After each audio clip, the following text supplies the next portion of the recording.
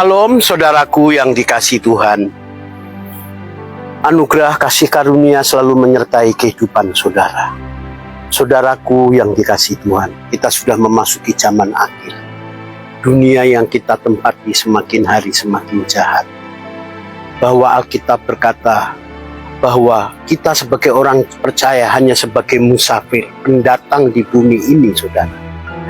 Kita kalau melihat fenomena di akhir zaman ini sangat mengerikan. Banyak orang mengaku menjadi hamba Tuhan atau pelayan Tuhan. Mengaku melayani Tuhan. Sesungguhnya melayani kepentingan dirinya sendiri. Bahkan banyak orang mengaku sebagai hamba-hamba Tuhan.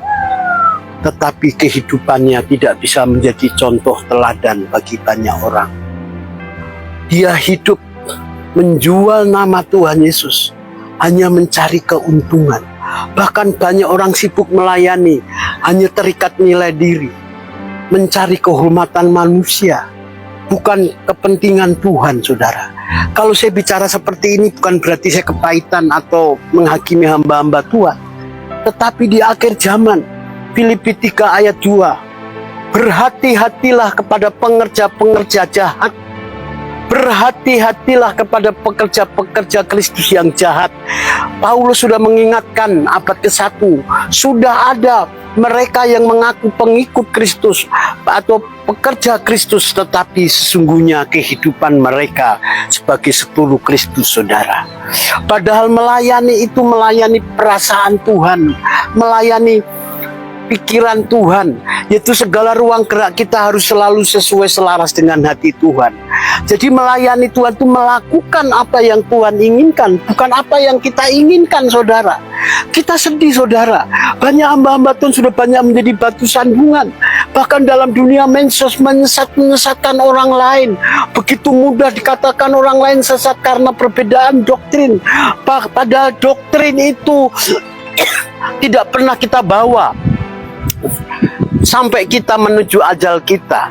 Tuhan tidak pernah menanyakan doktrin waktu kita bertemu dengan Tuhan. Matius 25 ayat 31-6. Yang ditanya perlakuan saudara terhadap sesamamu. Waktu aku lapar engkau memberikan aku makan. Waktu aku telanjang engkau memberikan aku pakaian. Waktu di penjara kau mengunjungi aku. Jadi waktu anak manusia duduk di atas taktanya memisahkan antara kambing dan domba, yang dipertanyakan itu perlakuan terhadap sesamanya, bukan soal doktrin. Selama doktrin itu Yesus Kristus adalah Tuhan, perbedaan doktrin itu jangan bikin jurang antara anak-anak Tuhan saling menyesatkan satu sama lain, saudara.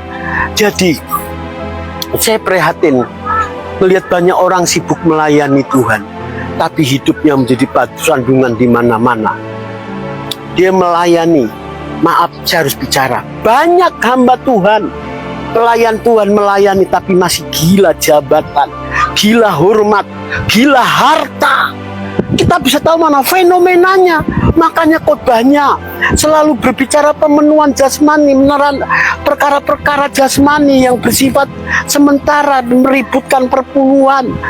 Berbicara janji iman, buah sulung, kalau engkau rajin datang ke gereja beribadah pasti diberkati Tuhan.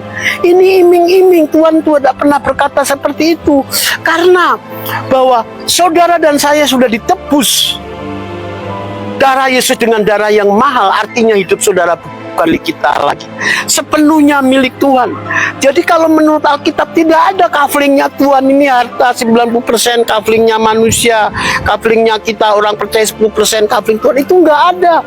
Sepenuh hidup kita sudah milik Tuhan. Jadi kalau saudara memberi itu sesuai pimpinan Tuhan, jangan mengharapkan balasan, saudara. Karena Yesus 2000 tahun lalu sudah mati dan kayu salib begitu dahsyat mengerikan. Yesus mengasihi kita tanpa syarat.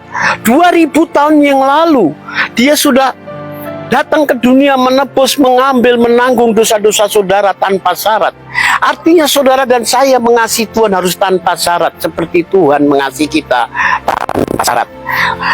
Renungan singkat ini saya mengingatkan saudara bahwa kalau saudara mengaku sebagai pelayan Kristus, saudara harus mengasihi jiwa-jiwa. Saudara harus siap menjadi anggur yang tercurah bagi Kristus. Seperti Tuhan, dia menyerahkan nyawanya bagi kepentingan orang banyak. Melayani itu memberi hidup, bukan mencari hidup. Melayani itu berkorban, bukan makan korban, saudara. Melayani itu melayani perasaan dia. Apa yang Tuhan inginkan untuk kita lakukan, itu baru melayani. Sesuai dengan pikiran kita, segala tindakan keputusan kita harus selalu selaras dengan hati Tuhan. Segala ruang gerak hidup kita harus selalu menyenangkan Tuhan.